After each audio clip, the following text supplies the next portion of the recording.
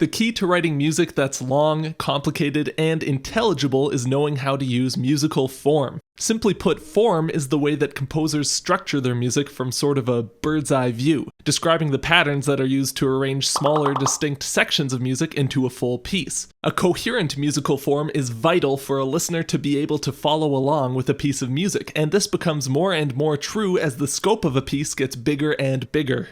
That being said, pieces that don't deviate at all from a stock form can risk being too predictable. The greatest composers and songwriters in our memory often gave familiar formal structures a twist to provide something at once recognizable and fresh. While a lot of music uses simple, well-trodden forms with little to no added frills, Final Fantasy series composer Nobuo Uematsu tends to take a more classical approach, bumping out his pieces' forms with lengthy intros and transition sections, using uneven section lengths, and generally obscuring the simple mechanics that give the music we listen to a discernible structure. For example, to take a look at the score to Battle at the Big Bridge from Final Fantasy V, you might think the music would be overwhelming. It throws a lot at you considering it's only 90 seconds long, and it seems like it's constantly taking left turns to try and catch you off guard. That being said, Uematsu's deft grasp of musical form allows him to throw a lot of ideas into his pieces without ever losing the listener. This style of writing is something that Uematsu explores in much greater depth a little later in his career, but I think Battle at the Big Bridge serves as a great example to look at without needing to dive into a 20-page long score. To better understand what's going on in this track, let's break it up into its 3 main sections and then relate what each section is trying to accomplish to another Uematsu tune that accomplishes the same thing in a much simpler way. Ready? Let's go! The easiest and most obvious way to pad out a piece of music is to add an intro.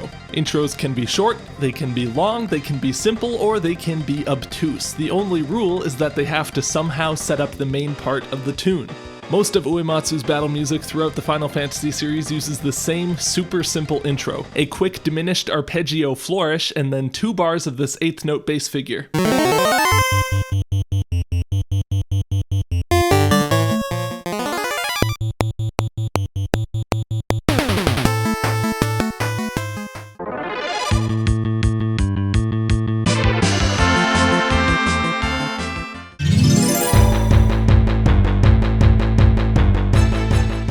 It's as basic as it gets, but it's completely functional as an introduction to the theme. This opening flourish says, "Hey, get ready for a fight!" And the 2-bar bass line sets up the most general expectations for the tune's key, tempo, and rhythmic feel. Then you have your longer intros, which take more time to create some anticipation for the main part of the music. The boss fight music from Final Fantasy II takes 8 bars to crescendo over a bass pedal on the 5th, with gradually increasing harmonic rhythm building intensity until it explodes into the main melody.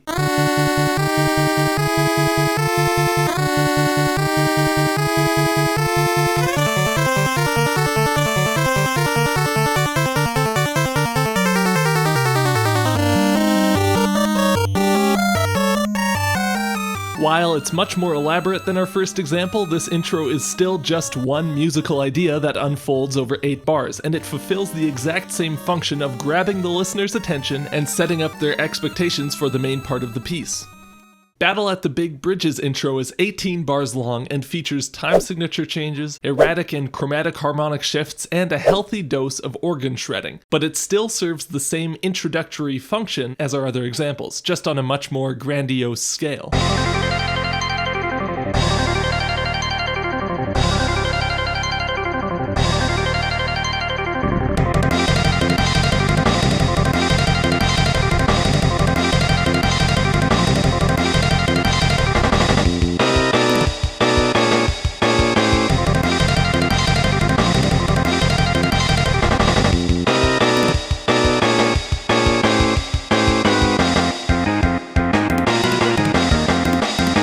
There are 3 distinct musical ideas at play here. This organ line, these shots of chromatically descending dominant sharp 9 chords, and this bluesy riff that the whole band plays in unison. And while it's a much more verbose intro than our first example, it's fulfilling the same role in the piece. Much like this diminished chord arpeggio, Big Bridge's 16th note organ line, a C-sus arpeggio flying up and down a 4-octave range, grabs the listener's attention as if to say, "Hey, get ready for a fight!" The increased scale of this intro in comparison just serves to point out the increased scale of this battle compared to your average random encounter. As with Final Fantasy II's intro, we're building up an intensity throughout in order to rocket into the main melody with as much momentum as possible. But with the added length and more severe harmonic choices, we're also setting up the vibe of the tune as this kind of epic, hard rock classical hybrid. The melody itself wouldn't feel half as huge if it weren't built up by this enormous, complex introduction, and what's more, each of the general ideas showcased in this intro are foreshadowing events that happen later on in the piece. Talk about killing a giant bird with one sword, as the saying goes. After the intro, we get to the meat of the piece, a simple melody in A-B form. The overwhelming majority of retro video game music is structured like this. Two contrasting sections, A and B, which alternate with one another as the piece loops for an unprescribed amount of time. For a super standard example of this kind of form, let's check out the Chocobo song from, well, every game in the Final Fantasy series. We have our A and B sections, each 8 bars long. The key to writing this type of form is to have sections that contrast one another but are related enough to each comment on each other as well. For instance, the A section here is made up of a simple 4-bar phrase that plays twice over a consistent 1 to flat 7 or G to F vamp.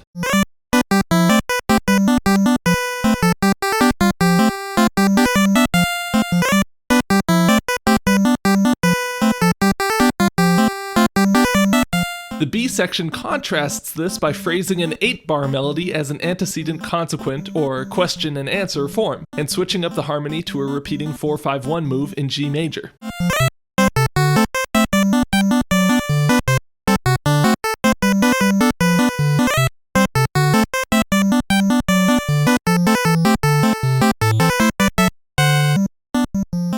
These choices bring a whole new feeling to this section, but even by just looking at the music, you can tell that there's a lot of similarities between the two sections as well. The rhythm of the melody and the intervallic structure being used are almost identical, making the B section feel like a natural continuation of the A section, like it's just giving another perspective on the same story.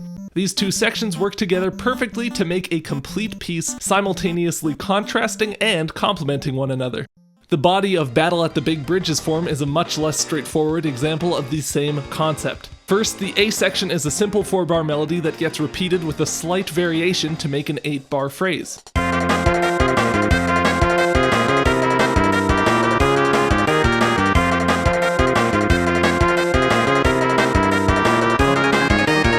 The B section retains the same spirit as the A section, using similar harmony and simple chord tone focused melodies, but contrasts the A section by modulating up a fifth to the key of C minor and opening up a lot rhythmically.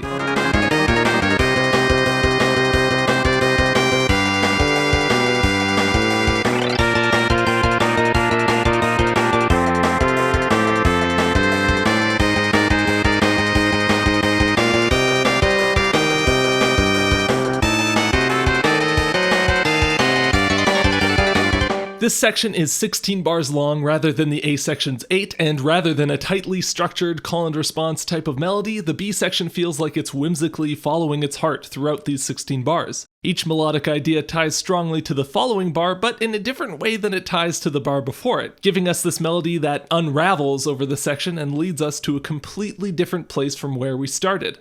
If we're going to loop back to the start of the melody, we're going to need something in between these 2 points to ease that transition.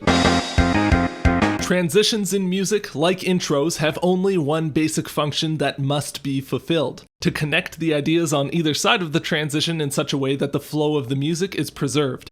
There are tons of ways to do this. Early Uematsu works feature transitions that make sense as a continuation of the previous section, but introduce some new ideas that come into play in the next section. Later Uematsu works feature transitions that machine gun blast the listener with crazy lick after crazy lick until they literally pass out. At the end of Battle at the Big Bridges melody, late Uematsu sees his chance to strike. But before we get into that, here's a simpler transition example.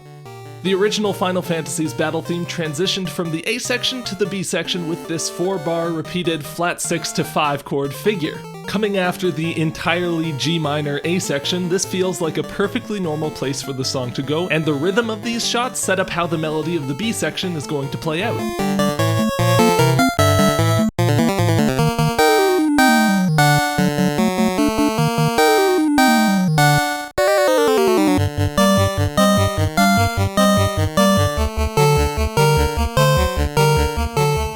It's quick, it's simple, and it completely works. The transition in Battle at the Big Bridge is neither quick nor simple, but it does still completely work. Firstly, the transition from the end of this B section back to the start of our A section proves much more challenging than our other example. The two sections are in different keys, and the B section works its way up to such an intense ending on this G7 chord that it would just feel jarring and underwhelming to hop back to the top of our melody.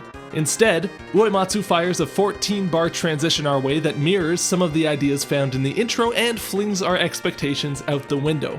First, we get some more organ shredding playing chromatically around this 5 chord before a flurry of descending arpeggios in C minor bring us to the return of the unison blues riff.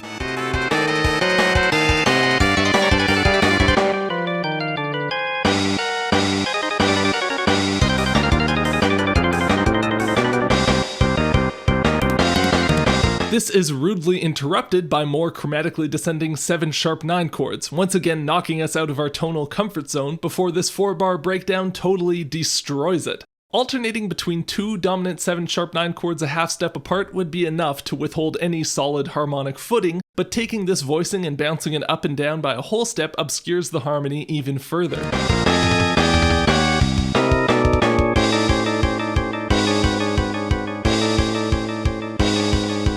This haze is broken when the full band bursts back in with this unison blues riff in the key of F minor rather than the previous iteration in C minor. It's sudden, but having such a clear figure like this that we've heard several times already pulls us right back down to earth, and the key of F minor sets up the top of the form beautifully.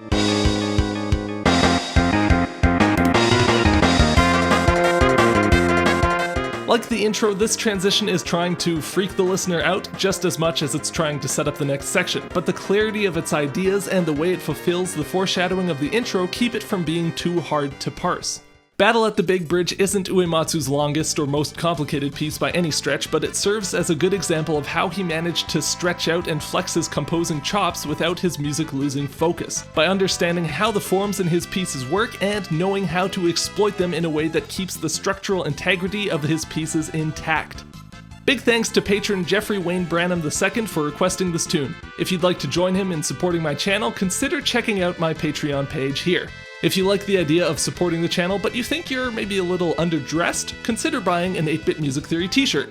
Also follow me on Twitter if you want at 8-Bit Music Theory. Thanks so much for watching, and I'll see you guys next time.